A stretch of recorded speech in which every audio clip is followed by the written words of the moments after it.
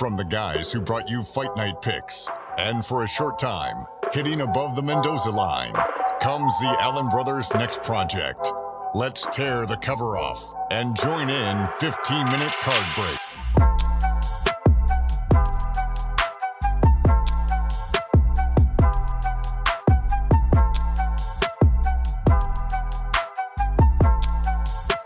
Fight Night Picks is brought to you by Vertiball. Head on over to their website. It's vertiball.com. And listen, it's an awesome product. It's a local company out of New Brunswick, Canada. So make sure you support those guys locally as well as Fight Night Picks. But they're the only mountable portable muscle massager. They can stick onto any smooth surface. They've got an industrial strength suction cup.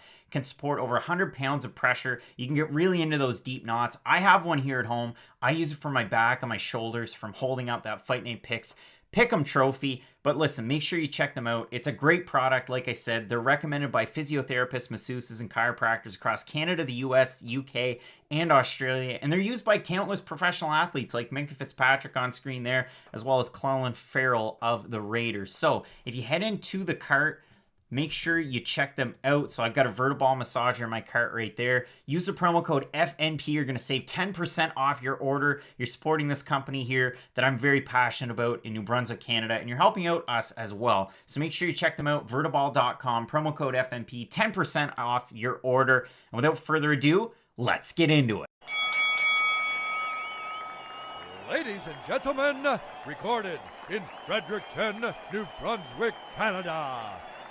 It's time for Fight Night Picks with your host, Craig and Matt Allen. And just like that, look at that, Matt. We're at the Fight of the Night screen, and I'm so excited for this week's episode of QMK that I decided I'd start with Danaa, Batgerel, and Brandon Davis. A great fight, but no, I'm just having fun, Matt. I am so excited to get ready. Professor Chris saying you guys have the best intro in the fight game. Miguel's hanging out saying, why so early?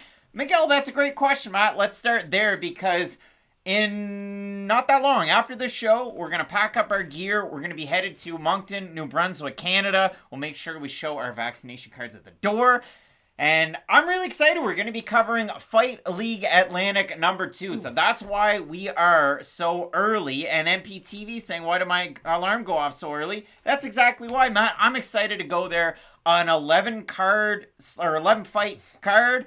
And it's headlined by an amateur title fight. You got hammering Hank Anderson taking on Jordan Noseworthy. I'm really excited to go there to be covering it. It should be a lot of fun. And P is saying live fight coverage tonight, boys. Yeah, you know what? We also have John Franklin live at the Bellators. We do, yeah. There's just a lot going on today if you're an MMA fan in the New Brunswick area, I guess. But especially, like you said, we don't only have Bellator and the UFC today. Fight League Atlantic, too. Could be really exciting just to get out and sort of see the regional community that's been building up over the past few years of MMA talent. So it'll be really interesting to see just sort of where it's developed to this point. I couldn't be more excited. Should be a lot of fun. Again, you can check out John. He's at Sunday Morning Cornerman on Instagram, at SM Cornerman on Twitter. He's going to be covering the Bellators, like I said, maybe doing some post-fight stuff. I'm really eager to see what he's got up his sleeve. And as always, friend of the show, the man himself, Drake Rakes, he's there as well. So Matt, let's throw it on over to a question mark kick staple where I accidentally started the show. The Fight of the Night screen, as always, presented by Manscaped. Matt, when we went with our Fight of the Night, Brandon Davis, Danaa, Batgerel, or Batgerel, Danaa, this is one of those fun ones where Brandon Davis has actually been the biggest mover and shaker as far as the odds this week. And maybe it's a surprise to some people, but I absolutely love this fight. It should be fireworks. Allow me to reintroduce myself. My name is Brandon Davis, and he's a really exciting fighter. Like, Brandon Davis has great cardio, great forward pressure, great boxing. He might not be the most technical guy all the time, and he can get brought into a brawl, but that's why we have this as a fight of the night. He has that kind of brawling, grindy style, and Danaa Batgerel is a ridiculously heavy-handed striker. He's got great kicks too, great striking off the back foot and moving forward. I don't know how this fight cannot deliver. Todd's hanging out in the comments section. The Reaper, you got Eldar, Tonil, Derek Yush, you're in the comment section every week. Just my 2 cents. Corey McGregor, everybody having a great time at our second pick for Fight of the Night.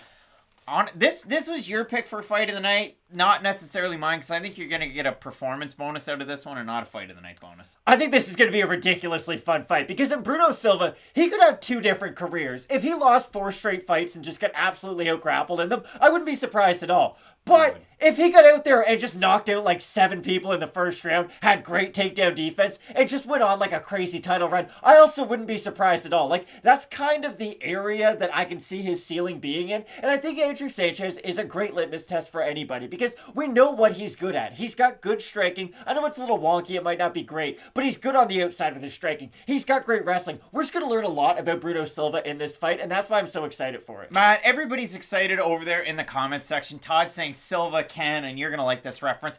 Bang! Oh, yeah. I think this should be a great one that I'm really looking forward to. And Matt, it is a bit of a shorter set. Of course, we do not have Julian Marquez taking on Jordan Wright. I wanted to hear from the Boo Birds this week, and they were out there because we both had Jordan Wright to get the win there, but it should be an interesting one. Scoobs is saying, my brother wrestled with Sanchez in college at McKendree, but I'm still picking Bruno. Yeah, I mean, Andrew Sanchez, a 2-time NAIA, national champion, so he definitely has wrestling, especially in the octagon as well, unless he wrestles to the point of exhaustion, which you hate to see. MPTV saying, can you use a John Morant reference today? Matt, can you use a John Morant reference to any of these fights? Do you think you can work on that? Yeah, I'll work one into it. You'll work it in? All right, that one's a lot of fun. Drink more water saying, you guys are so good at these breakdowns, Matt. This one's to you. I mean, in the that's drinking way too much water. Now we're not good at anything. Inside the Moscow Mule mug, I actually just have water, so there is that. Matt, we'll do what we always do in classic Fight Night Pick fashion. We'll start at the bottom, we'll go all the way to the top, and if anybody misses anything, you know that this is a safe space, and we will recap things at the very end. Matt, it is a fun card. It's started off by a UFC newcomer in Istela Nunes. She's going to be taking on one tough out in Ariane Carnelossi. And if you look at it for Carnelossi, I was a little bit critical in her debut when I did look at it. You know, she was one of those fighters that I thought she'd be able to get the win over Angela Hill. The odds were relatively close. I expected a John Morant bang. No. Sometimes. He's one of those guys that runs in and I watch him and it's like, what's Ja going to do now? He's one of those fun players. But when I look at Ariane Carnelossi, she can definitely stand and bang. You saw it in her last fight against Liang Na where she got it done on the ground. And that was exactly Liang Na's world. Like, if you thought she was going to have success, Carnelossi was really able to get things done. And Matt, yeah, when I was watching that fight, I was very surprised. But the trouble and the hesitancy I have from somebody putting money on this one, you don't get one slip disc, win a fight, and then right after have another surgery for a slip disc, and then have so much confidence to bet on somebody. That's what scares me. I've never slipped a disc in my back, have you? No. And never. I've done some stuff in my day, and I've never had an injury that bad. It is surprising. Gordon Hayward's always the basketball player I think of when it's like, okay, this person gets injured, but none of the injuries are really connected. It's just bad luck more than anything. With Carnelossi, it's not like bad luck injuries. It's not like she broke her hand and then sprained her ankle, 2 things that are completely unrelated. When they are 2 injuries that deal with the back, you do get a little worried, and I agree 100%. Anytime you do have something structural, like a back, or anytime someone breaks a significant bone in their body, like these are things you do have to worry about, but the Carnelossi that we saw, I guess, a rebound from that injury in her last fight, still looked pretty good. She still maintained all of her aggression. She still had great forward pressure. I do worry about her moving forward because it's like when a fighter gets knocked out. It gets easier to do over and over and over. So that does worry me. Like, maybe she will just have severe back injuries for the rest of her career. Joshua Velasco, who got the slip disc, and then we're going through the progression of Joshua's comments. Joshua! I know you were high on Carnelossi from the start of the show. We talked about this at the start of the week, like, a lot. So, yeah, I would stay away from this one. For Istela Nunes, she does definitely have a great pedigree, great Muay Thai background as well. It was a 50-4 total record on the Muay Thai scene, dipping her toes in MMA. She had a title fight over with one championship. It wasn't successful. That's a lone loss on her record to Angela Lee, who is a very, very good fighter. And her brother, Christian, was a champion until his last fight. And her sister, Victoria, is possibly going to be a champion, but when you're 16, 17, and you're starting your pro MMA career, it's very hard for me to say where the level is. But yeah, Matt, when I'm looking at this one, Alex Graham is pumping Fight League Atlantic. Alex, are we going to see you there? Come say hi if you see us. Say hi from a distance. Look out, you know. Air knuckle, yeah. But Matt, when we look at a fight like this, you have attention paid to the odds. And for Ariane Carnelossi, she is the favorite in around a -142. You look at it for Nunes, she's about a +119. That's fairly close, Matt. The picks over on the Instagrams at Fight Night Picks ended up a little wonky, so I'm going to go off of Tapology.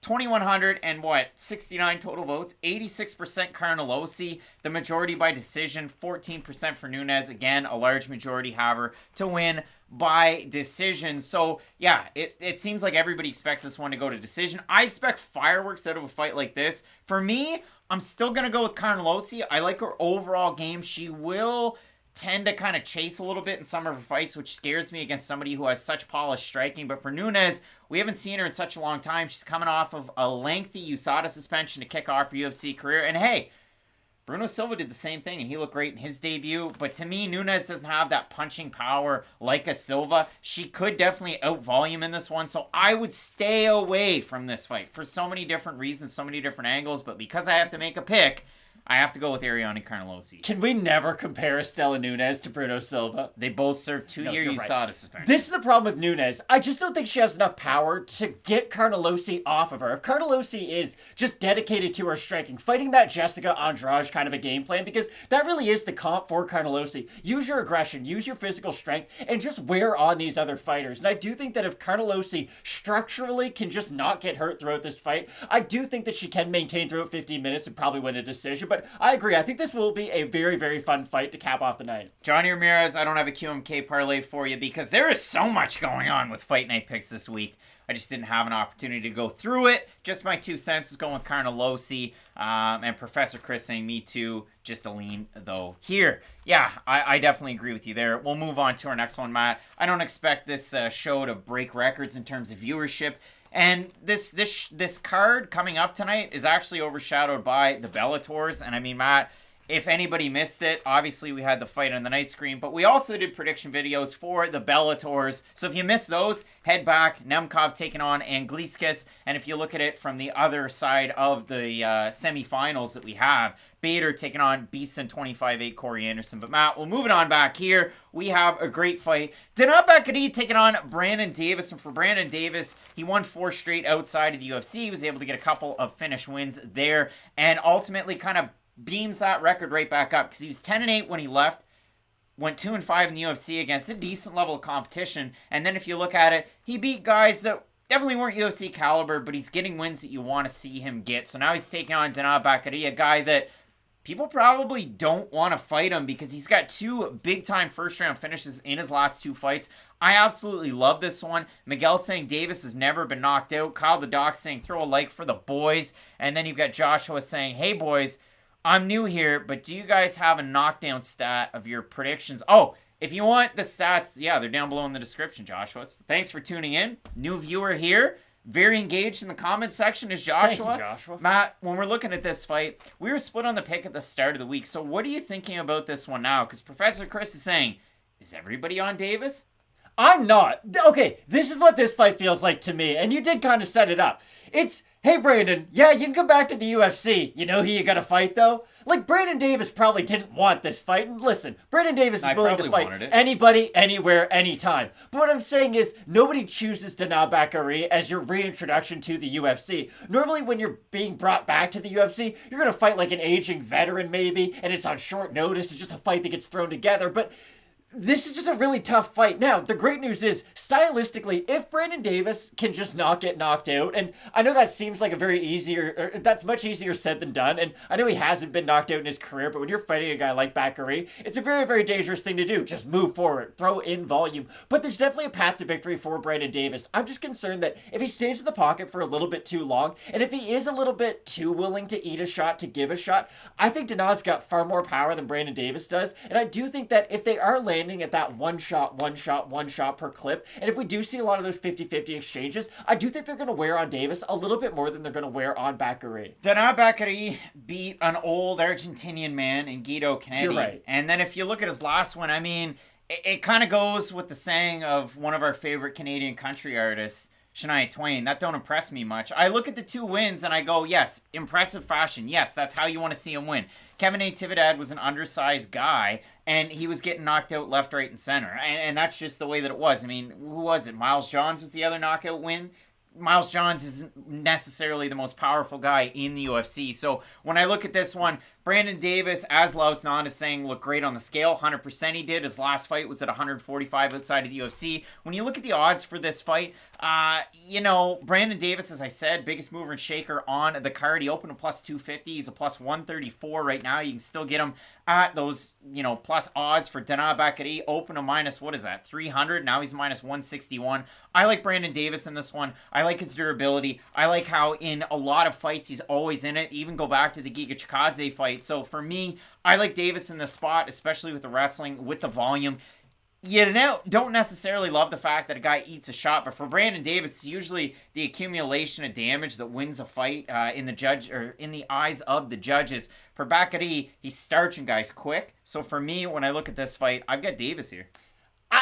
Brandon Davis fought 4 okay guys in the regional scene. It's just, I don't think it's fair to point out the level of competition from Danaa Bakary over his last 2 or 3 fights and not point out the same thing for Brandon Davis. I think this is a very, very evenly matched fight. And honestly, I'm kind of surprised the odds aren't pick'em, but I still like Danaa in this one. Well, they're getting there, Matt. They're getting there. But yeah, Matt's going with Bakary. I'm going to go with Brandon Davis. Matt, people, I want to hear from you, everybody that's tuning in out there over in the comments section, because people were kind of throwing out the DMs, throwing out the tweets. What do you think about Godinez moving up in weight but coming in at 121.5? And at the same time, a few people said she was drawn out. What did you think about these two at the weigh-ins? It was weird that she weighed in at 121, because like you had mentioned, she was a fighter who was willing to take a fight at bantamweight. We can't forget this. Okay, when you think about a little bit more plan, though. But still, the fact that, I was going to fight at 135, but when I fought at 125, I'm still only weighing 121, and maybe she just didn't gain a bunch of weight after her last fight, but you have to think, Lupita Godinez is not a big strawweight by any means. She cuts, 6 pounds to make the weight class, so not a significant weight cut by any means. I would say she fits into that weight class kind of perfectly, if we're being completely honest. That's the only thing that I'm worried about in this fight whatsoever is her size. I think she's the far more skilled fighter. I think she can fight with a higher pace on the feet. I do worry about her eating shots, definitely on the outside. And I do worry about her getting set up to eat shots because that's the thing about Carolina. She can start mixing in her power shots and throw in combination 2, 3, 4 shots together. But if she isn't able to get those combinations off, I do worry. And the problem with a combination puncher is they have to get into a really good rhythm. It's like when Chael Sonnen fought Michael Bisping. He said, Michael Bisping's a way better striker than I am, but he needs the jab to then set up all of his other strikes. So if I can get rid of the jab, if I can just eliminate the startup and the setup for everything else, I don't really need to worry about the rest of his stand-up game. That's kind of the deal with Carolina. If you can get her from starting up in the first place, get her from starting going downhill, I think it's going to make your life a lot easier. And the fact that Lupita Godinez can mix in her wrestling, can make this an MMA fight, I like Godinez quite a bit. Although I know you have a much different ceiling for her than I do. I still think she should be able to win this fight. I think she's a possible top 10, top 5 contender in the women's strawweight division. Taking a fight like this on a week's notice, having just won a performance bonus against Silvana Gomez Juarez is impressive. Weighing in at 121.5, factoring in all the size, the fact that Luana Carolina, it's been said, her ground game is whack over there in the comments section. Her ground game is not that good. You saw it in the first round against Poliana Botelho. She got absolutely mopped. That fight should have been a draw, but Carolina wins it, so on and so forth. But when you're weighing in 121.5, I definitely don't like that. And when I look at a fight like this, it's a great opportunity for Carolina to get the win. That's why Fight Night Picks Kicks is such an important show. Because you watch the video at the start of the week, I said, hey, wait until after the weigh-ins. And then on Kicks, I switch my pick over to Luana Carolina. I think she's just, the size is going to play too much of a factor. I'm glad I got to see the weigh-ins. I look at the odds for this one, Matt. Carolina was the underdog when we made the original video. She is still an underdog at about a plus 182. If you look at it for Godinez, she's about a minus 223. Let's have a look at the Topology votes just to have fun with it, because I know there were a lot of votes over to Godinez. She was an 85% of those fans still have her to win out of about 1,900 total votes. 65% by decision, 15% have Carolina, 84% by decision. Yeah, I have to go with Carolina now. Okay, I might save you and might reverse your mind again. So just hear me out, because I want this to be an open discussion. I look at it completely differently. On the feet, I think Carolina's going to be better, right? She's the better striker. She's two-time state That's Muay Thai fine. champ, two-time national Muay Thai champ. She's better on the feet. Weight on the feet doesn't really matter, though. Like, on the feet, you can be the lighter person and still outstrike the bigger person. So I don't really think the weight's going to matter that much on the feet. Where weight does come into play is in the grappling aspect. I think Godinez is so much better at grappling, though. It's not really going to matter. I actually think the weight isn't going to matter because Godinez is the one in top position. I think it'd be different if Carolina had the ability to go out there and get an offensive takedown of her own. If she was able to take down Godinez, be the heavier fighter, weigh on her that way, then maybe I would switch my pick over, but I'm going to stay with the pick. I don't worry about the weight. I don't want to call it a miss, but I don't want to worry about her being underweight, I guess, because I just don't think the factors that play in when you do have an overweight fighter are really going to matter that much in this fight. Carolina, so much bigger, already training for a wrestler, and then I see Godinez way under by a fair amount.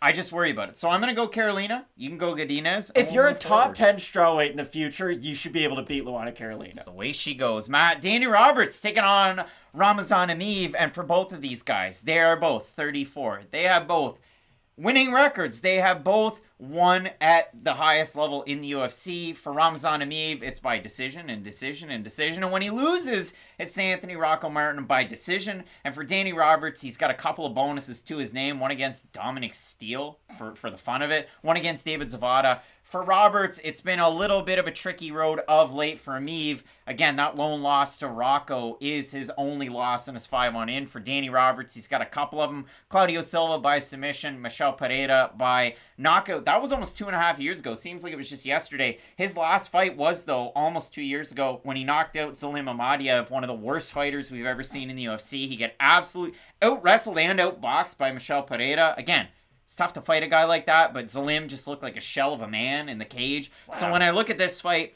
Danny Roberts definitely has the finishing ability. Danny Roberts is definitely the more dynamic guy in the cage. He can threaten with a lot more than Ramazan Emeev. But Ramazan Emeev is so good at one thing that it's tough to just overlook that. Over in the comments section, Miguel is saying all of Roberts' losses have been by finish. Sean V saying let's get into it. He was a boo bird this week with the right fight, taking on Marquez, but unfortunately we don't get that one. Benny B is saying Roberts, and just my 2 cents, decisionator by decision, boys. Yeah, Matt, what are you saying? Craig P. Higgins got Roberts, might pull a split. I'd like Roberts a lot more in this fight if he had been more active lately, because I think when you're fighting a wrestler and when you're a primary striker, it really comes down to timing more than anything else. It's your reaction time. It's how used you are to defending takedowns and then getting back up, striking, just going through that rhythm over and over again. And the fact that Danny Roberts has been away for 2 years does worry me a little bit, because it doesn't matter how hard you're working in the gym, how many wrestlers you're bringing in. There's nothing that really replicates that in-cage wrestling feel. And when you're dealing with a guy like Ramazan Emeev, who in many cases is a better wrestler than some guy's wrestling coach, I do worry about it. Like if Danny Roberts, let's say even he was like 2-3 in his last 5, he hadn't looked great, but he had done all right against another wrestle boxer, like some of the matchups were favorable, then maybe I would like him a little bit more. Maybe I would think, okay, he can catch him on the way in. He's a little bit more used to defending the takedown. I just worry about the time off a little bit more in this fight than I normally do. Well, there's Miguel over in the comments section. I saw somebody else. I want to make sure I get you right. It was Dave John saying Emeev will finish it. He hasn't finished a fight since coming into the UFC, and he came in, well, his last finish, I guess I should say, was back in 2016. It's definitely a possibility. It's been about 5 years, so we'll see what happens there. Dave John saying Emeev has good hands too. Dave John, I'm not picking you out. I'm not singling you out. You're all over him even this one, and that's fine. I disagree, and I really, really hate his striking in the third round because he wrestles so hard in the first and the second rounds and it's a staple. He comes out in the third round, his hands are low, he becomes a kickboxer. They're not terrible. That's what I mean. There's a middle ground between you guys. It's not like, when Abubakar Nurmagomedov came out and boxed Jared Gooden, he looked amazing. That was a surprise. For Ramazan Emeev, I don't expect him to come out like that in a fight like this. Obviously, Roberts, there's going to be the threat of the takedown. A little bit of a South Florida connection with Roberts training some out of Sanford MMA. Jared Gooden training out of, what is it? X3 Sports, but what's the other gym he's at? Max Garoy, the MMA or the hockey fighter, is a coach there. Jacques Ray's trained there. Fusion XL. Fusion XL. So, Todd saying this is the MMA channel. Yeah, now I'm just having a lot of fun playing just games in my head and getting the MMA info out of there. But Matt, when I look at a fight like this, I hate the way that Ramazan Emeev strikes in third rounds. It scares me tremendously. There's a middle ground between you guys. It hasn't got him caught yet. That's the thing. I'd act a lot differently, and I might agree with you a little bit more if we've seen him get dropped every third round he's been in where he becomes a striker. He's not terrible defensively. He has okay power. Like, I don't think he's the worst striker in the world. I just think that when you are so good at that one aspect of your game, why would you even try? Like, if you're Steph Curry and you're really good at shooting three-pointers, why would you all of a sudden decide, oh, I'm going to try dunking the ball in the third quarter of this game? Like, it just... If you're good at something, just do that thing more. So for Ramazan Emeev, and I get it too, he's a very high volume kind of a wrestler. I'm sure it does tire him out by the time that third round comes around, but I still really like him in this fight. I think he can avoid getting knocked out in the third round, and that's really all this fight comes down to. Emeev open a minus 300 favorite. He's a minus 331 at this point. Danny Roberts open a plus 250. He went down as far as you could have had him at a plus 186. And now he's at a plus 258. So it is a very interesting fight for me. I've got Emeev in this one. I just see takedown after takedown after takedown. I've got my John Morant thing. Yeah, let's You know go. when we're done with these picks, you go miss me. Like John Morant, I'm on my Grizzly.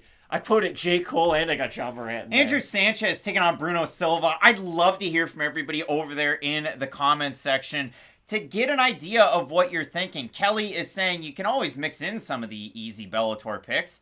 You can, and then you want to boost your parlay. The trouble there is you end up with a fight like when Adam Boric fought, Mike. There was a Mike that he fought in his last 4 fights, and he was a minus 1,800 favorite, and he won by split. Like, some of those ones get a little tricky. But, Matt, Andrew Sanchez taking on Bruno Silva. I've seen a lot of very vocal people over in the comment section going with Andrew Sanchez this week.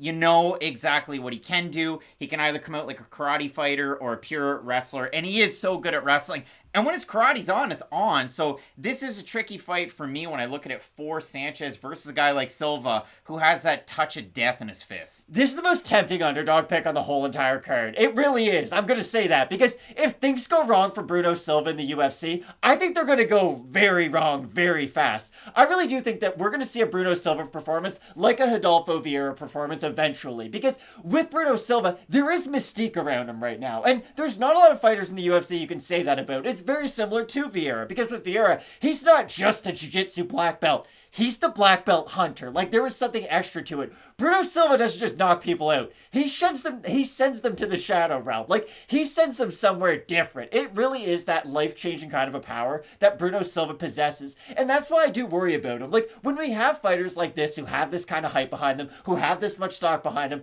you know that they're always going to have that one performance where they get tired throwing power punches, someone out-wrestles them, and then they get, like, TKO'd by ground and pound in the third round. I think Andrew Sanchez could be that guy, and I hate that I'm throwing so many red flags up right now because I still think Bruno Silva is going to win. I think we've seen Andrew Sanchez's chin get checked on multiple occasions, and I think Bruno Silva has enough power that if he just hits him one time, he's going to be able to at least hurt him enough that he'll be able to finish him shortly after. I just think that Sanchez has one of those really tricky styles where he's either all the way on the outside, so it's really hard to hit him with power punches, or he's all the way on the inside where it's really hard to hit him with power punches. So I think that things could go extremely wrong for Bruno Silva in this fight, but I'm still going to pick Joshua over in the comments section, both have 100% takedown defense. Josh, you're new here. I'm going to sprinkle in words of wisdom. Bruno's only got one fight in the UFC against Wellington Turman. That's the reason why it's so high. But yeah, when I'm looking at this one, I got Bruno Silva. I think he knocks out Andrew Sanchez. I think he gets it done inside the distance. What are the odds here? Bruno Silva's the favorite. Open a plus 100. He's a plus 159. The line changed off the hop. Andrew Sanchez open a minus 120. He's a plus 133. If we have a look, let's see. Bruno Sanchez wins by TKO. Those odds aren't that great. It opened a plus 145. It's plus 128. Seems like a lot of people are going that way. Zach G saying whoop whoop. Sanchez looked a little tired at the weigh-ins too. I wouldn't look too hard into that one, Billy Brown. But yeah, for me, I've got Silva here. I'd say one of those days is going to come where he looks either old or fatigued. You know what I mean? Yeah, like it's just going to go way downhill. Yeah. I don't think it's going to look that way for a long time. I even said I think he's going to have a better run at middleweight than Alex Pereira. I don't think that guy's... Craig, that's not a hot take at all. I don't think he's going to go that far. So we'll see what happens. But, Matt, we move into our next fight. We have one of my favorite fights on this card. Nate Landwehr taking on Ludwig Klein. Matt, Ludwig Klein, to me, I pulled out the props. Look at that, Matt's a stud. I think Ludwig Klein is an absolute stud. You got to pull out the stud finder for that guy. I think he has a great opportunity to go far, and I think a lot of people in the UFC did before his last fight. Now, he loses that weird one to Mike Trizano. I can go through all of those single records. I can go through everybody's votes. I could go through round by round as to how the judges scored it. For me, I thought Ludwig Klein won that fight. It's a loss on his record, so we move forward. Mike Trizano gets to fight Hakeem Dawodu, and then Ludwig Klein gets to take on Nate Landwehr. Matt, for Landwehr, this is a guy, 2 of his 3 fights in the UFC, he's got knocked out. The other one, he outgrinds Darren Elkins. That was kind of crazy. Elkins going 1 of 13 on his takedown attempts. Joshua, that one's for you, because that's insane. I mean, Nate Landwehr in that fight showed that he can hang with the big dogs. Ludwig Klein knocked out Shane Young. So I go off of everything Klein did outside of the UFC, the flashiness of his striking, the way that he can get it done with that check right hook or his high kick from either stance. I absolutely love him. If he can kind of defend some of those takedowns, make Landwehr work on the feet, I think he has a great opportunity in this one. This should be a really fun fight because Nate Landwehr, he just kind of can't help himself. He just sort of has that Clay Guida build to him where it's like, okay, we're in the cage, so we're doing stuff. And there's never a lengthy time where just 2 people are looking at each other in the mirror when Nate Landwehr is in the cage, and that's why this fight probably should be phenomenal. Ludwig Klein has the style to deal with a guy like Nate Landwehr, though, and I'm sure Ludwig Klein's much happier he's fighting Nate Landwehr than Hakeem Dawodu, because much easier fight for him. This is the problem with Nate Landwehr. Landwehr. I just don't know how much stock we should put into the Darren Elkins win. It's kind of like when Jonathan Pierce lost to Joe Lozon, and now I just don't know what to do with that performance. It's like, should I put stock into it? Should I not put stock into it? No. It's the same thing with Nate Landwehr and Darren Elkins. I just don't really know where I should grade that on, like, Darren Elkins, because he was on a long losing streak. It was just sort of a weird fight. He got outgrinded, which is not something we've ever seen happen to Darren Elkins. So it was just another weird fight. So again, I find myself questioning, where is Nate Landwehr? Is he a fighter who could maybe build himself back up? Like Darren Stewart lost his first, 3-4 fights in the UFC, had a no contest sprinkled in there too, and he still went on to have a decent career after that. I wonder if Nate Landwehr could ever regain some of that traction. Could he ever go out there and just become that grit and grind kind of a guy? Even if he becomes that guy in this fight, I still think Ludwig Klein is the far superior fighter. Yeah, I mean, I definitely have Klein in this one. If we have a look at the odds, let's go. Where are we? I've still got the props open for Sanchez and Silva. Let's put those away. Nate Landwehr is a big-time underdog. Open a plus 185. He's plus 290 right now. And for Ludwig Klein, giant favorite. Open a minus 220. He's minus 371. So if you like it, you love it. But for me, maybe I stay away from it. I do like Klein in this one for sure, but yeah, I'm not making this a very bet-heavy card. Let me just say that. We'll move on to our next one, Matt. We have Manon Fiorot take on Maeda Bueno Silva. As far as the COVID stuff for Fiorot, the kind of narrative after the fact when this fight was rebooked was the fact that she didn't have any symptoms, asymptomatic, just tested positive. So how much stock you put into that? I put a lot into it, and then some more rumblings came out, and I kind of peppered those graphics in. A couple people were kind of critical of me, but I peppered in the graphics of what was said from MMA Fighting. Matt, when I look at this fight, I mean, it is very interesting. Maeda Bueno Silva, definitely the toughest fighter that we've seen Fiorot take on so far. She's got a knockout win over Tabitha Ricci, who is definitely undersized and in on very short notice. She's got a knockout win over Victoria Leonardo, who's had her chin checked time and again. I think she has a great opportunity to be a superstar if she's not already building on that already, and I can't wait to have a card in France. I mean, there's so many different fighters you could put on it. I think Manon Fiorot has a great opportunity. I'm sure the fans in Moncton are very excited about Manon Fiorot with the French connection, but Matt, I love this fight. I've talked a lot about her. I'm going to flip this one around on you. Maeda Bueno Silva is a very, very tricky fighter. What does she have to do in this fight to get the win? She has to get the takedown, and she has to make it an MMA fight. And I know that's a very easy thing to say, but she can't strike on the outside with Manon Fiorot at all. And I'm not just saying, like, oh, she can't. No, like, don't do it at all, even for 5 seconds in this fight. Because if Fiorot is able to build momentum early, and if she is able to implement her kicks in the first round, things are going to go downhill quick for Maeda Bueno Silva. And that really is the key. Manon Fiorot is a fighter who uses her punches to then set up her kicks. She is kind of similar to Holly Holm in that respect, where she doesn't just go out there and throw naked kicks like we see a lot of fighters do. She'll throw like jab, straight left, and then wrap the kick up afterwards. She throws in combination. But the kick is always the last thing to get added. It's, I use the jab to find my range, then I add in the left hand to add some damage, and then I incorporate the kick. If she can get that rhythm going early on in this fight, I really do think it's going to be a tough night out for Mayra Bueno Silva. But if Silva can do the Chael Sonnen, and I mentioned it earlier, I was going to save this comparison for this fight. If she can halt that progression of the game of Manon Fiorot at its first step, because the best way to get out of a submission is to never get into it in the first place. The best way to deal with a striker is don't let them get their rhythm early. And I know that's a very different thing to do than not get put into a triangle choke. But for Mayra Bueno Silva, I think, I don't want to say it's as easy as, but I just think if she could push Fiorot up against the cage, like once per round, even if it's just one of those points where I push her up against the cage, the ref comes in, pulls me off, just mix it up and make Fiorot think, because I think that's going to be the key to this fight. If Mayra Bueno Silva can freeze Fiorot with her feints and with the threat of a takedown, I think she can win this fight.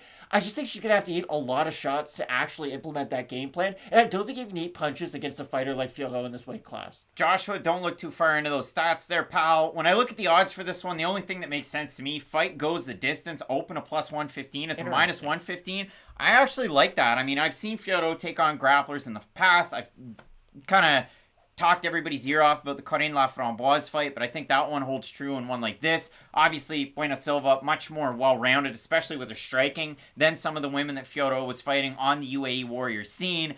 I definitely like Fiorot in this one, but I don't think she's going to be getting the knockout. I like her to win by decision. I think it's just going to be an accumulation of volume, maybe damage, but volume more so than anything in this. I'm going to say that just the way that we had sort of started this, you discredited her last two wins a little bit. But what I will say is that it doesn't always matter who you fight in this weight class, because do you know who else knocks people out at women's flyweight?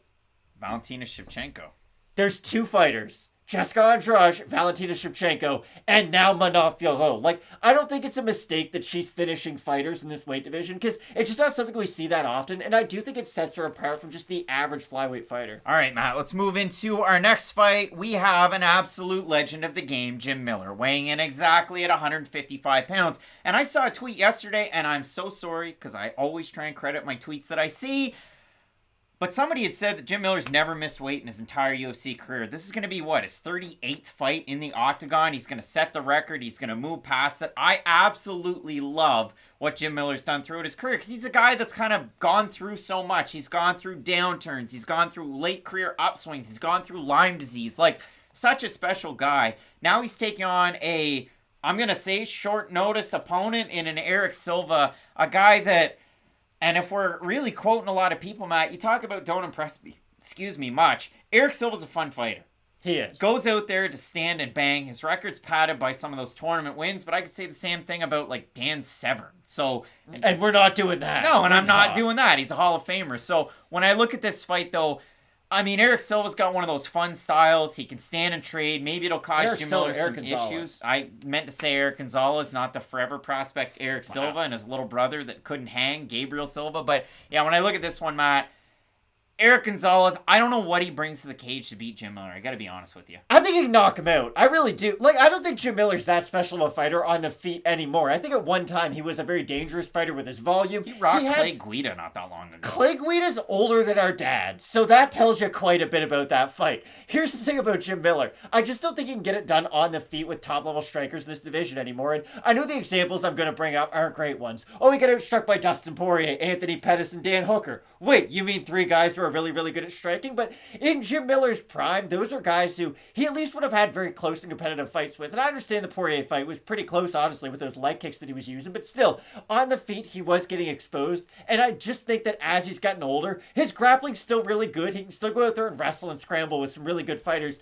I just think that the athleticism's starting to fade. And when you do lose that little hint of athleticism that you have left, the scrambles are a little bit harder. The takedowns are a little bit harder. The striking exchanges are a little bit slower on your part. And I do think that there's a world where Eric Gonzalez goes out there and just flatlines Jim Miller quick. Hits him early, hits him cold, and just never really gets Jim Miller the chance to get into the fight. Because I think that's the key to this fight. Remember when Nick Diaz fought Robbie Lawler? And I kind of look smart now because I said, hey, I think Nick Diaz is going to win this fight unless he starts taking an assessment of his body. And guess what happened? He took an assessment of his body after his nose got broke and he gave up. With Jim Miller, if you can hit him early, then it's one of those cases where it's sort of the opposite. Like, if you hit him early, then you might be able to get him out of there. Because if the fight does go long, and if Jim Miller is just in one of those, like, oh, we're in a war now, that's when a fight against Jim Miller is tough to win, even at this sort of twilight area of his career. So I do think there's an area where Gonzalez wins.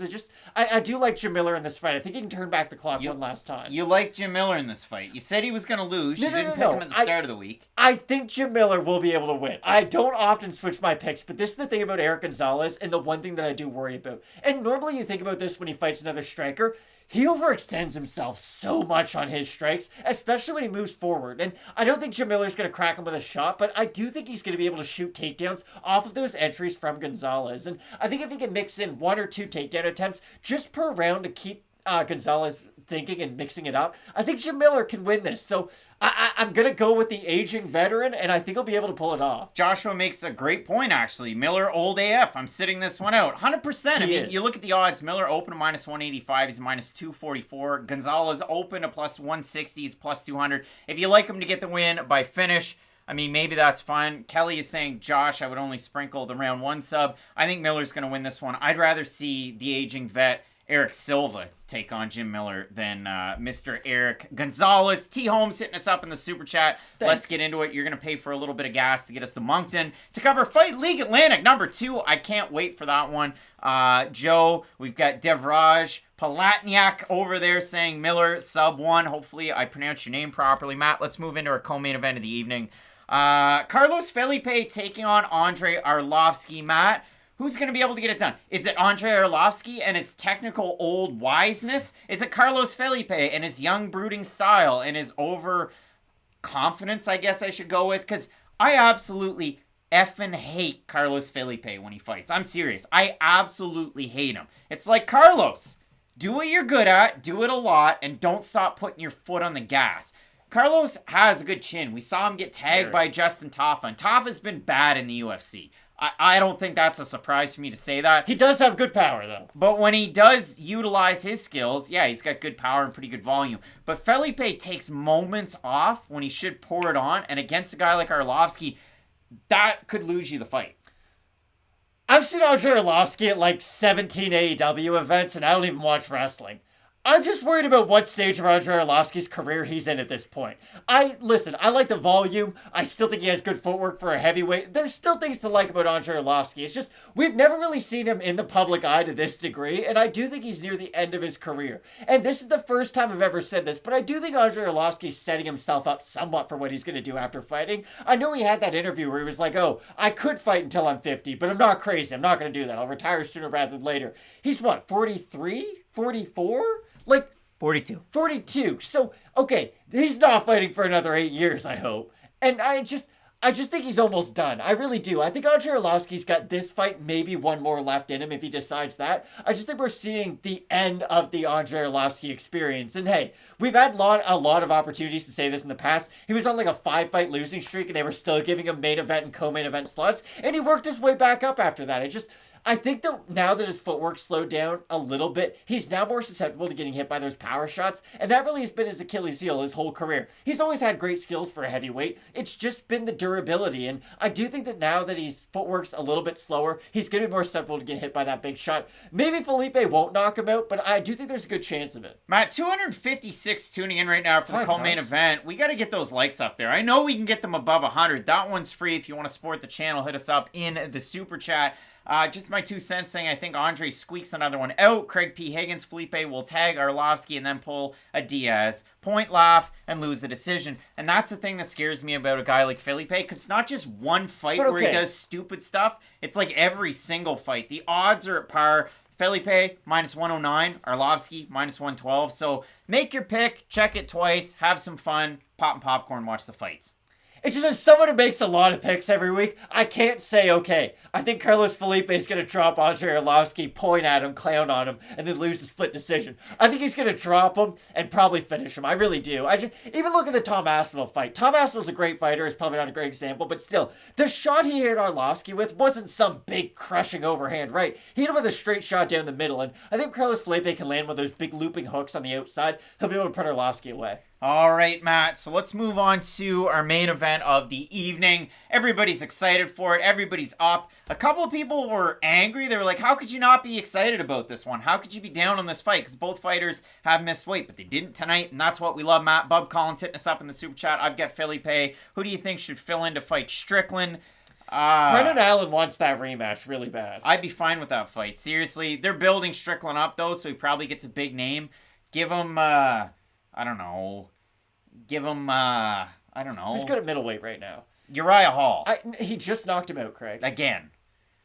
I don't know. They just fought in the main event. Let Luke Rockhold heal up. The Luke Rockhold fight would be interesting. If they wanted to give him like Jared Cannonier, because Cannonier's waiting right now to do something. He just lost to Whitaker, he just beat Gaslam. So maybe that's a fight they can put together. Yeah, do that one. I actually don't like the Bilal Muhammad fight. I think it's silly to bring a guy from welterweight and up Bilal's to not even a 185. big welterweight. No, that's it. So, let's focus on this main event. Ladd taking on Dumont. Both of these ladies weighed in successfully. Ladd was right on the nose, and Dumont half a pound over. Not a big deal. We are looking great. Now, Matt, when we focus on this fight, Aspen Ladd and her particular set of skills, well, she's a great grappler, and she can kind of strike into grapple. I liken her not just because they look similar, but because they fight similar, to a leveled up. It's like going from, I don't know, Charmander all the way up to Charizard, JJ Aldrich up to Aspen Ladd. That's the ultimate leap. How dare That's you? the ultimate leap. It really is. Aspen Ladd's the fully leveled up version, and JJ Aldrich is kind of in the middle to the lower tier. And for Norma Dumont, she was already getting ready for a fight. She was supposed to main event this one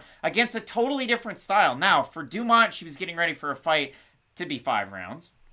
For Aspen Ladd, she was getting ready for a striker at 3 rounds, down a weight class. Dumont, home, Ladd, Chasson, and now we get this. So what are you thinking? I'm going to switch the comp up. I think the Aspen Ladd comp's Gregor Gillespie. On the feet, I get lit up. On the ground, I ground and pound everybody. I get the wrestling's not nearly as dominant, but still, Aspen Ladd's sort of progression of her game follows the exact same principles of someone like Gregor Gillespie. It's I'm going to strike my way into the clinch, I'm going to go for the takedown, and then I'm going to try to ground and pound you. Like, that's Aspen Ladd's best position, is on top, on the ground. I don't really worry about her. She's not much of a submission threat, which is odd. Like, we've got somebody saying, I thought Aspen Ladd was JJ Aldrich the whole time. They might look a little similar, but I don't really think their games are that odd. It's very similar. Aspen Ladd doesn't really box that much. Aldrich boxes a ton. The thing I worry about with Ladd is the fact that on the feet, we've just never really seen her be able to win moments on the feet in really any fight. Even go back to the Sajara Eubanks fight, and I think probably way higher is Sajara Eubanks than most people do. Oh, we know that. Eubanks lit Ladd up on the feet. Like, it was no one's business. And it was really alarming to see, because up until that fight, and I know Aspen Ladd won, but still, up until that fight, I thought Ladd was one of the few fighters who maybe one day could challenge Amanda Nunes. She offered a unique look. She has great wrestling. She's a good grappler. Maybe she could offer a different look than what Nunes had been seeing up until that point. But the fact that she got outstruck by Eubanks, the fact that the first punch Jermaine Durandamy threw put her down, like, I'm just worried about Ladd on the feet, really with anybody who is in that top 5 category. And now with someone like Norma Dumont, who can strike on the outside, who can strike in the clinch too, and oddly enough, I think the clinch is going to be really important in this fight, because Aspen Ladd's going to be trying to use that to secure takedowns, and I actually think Norma Dumont is going to be interesting. She can use the clinch to just defend the takedowns, but she can get some damaging shots off in the clinch as well. Yeah, when I look at this one, and I bungled it, I messed it up, and I actually clipped it out of the video. I said that Norma Dumont, and I'll admit it here. Listen, I'm in front of friends. I can say this. I said she was great at Wushu. She's great at Sonda. Sonda's actually her background, so I wanted to make sure that I got that one right. And I think that's going to play an important key in this fight, like you said. When I look at it for Norma Dumont, she lost to Megan Anderson. It was that right cross that knocked her down. Was it an early stoppage? Maybe. Okay, Maybe no. You can't say that's an early stoppage and then say the Aspen That's Ladd. where I was going. That's where I was going with it. Don't steal the thoughts out of my head. For Aspen Ladd, was it an early stoppage against Jermaine Durandamy? Maybe it was, but let's just let those two slide and focus on the fight that's at hand. I think Aspen Ladd moving up in weight, she's definitely going to be fresh that way. Obviously, she had those complications, and it was in the short term. I mean, it just happened, so it's something that you definitely worry about. The commission here in Vegas, definitely a lot more liberal than the one that was in California, because they would go nuts and have a field day about that one. They probably wouldn't let her fight this soon. MPTV saying Dumont is a small featherweight. And by the numbers in terms of height and reach, There's three of them.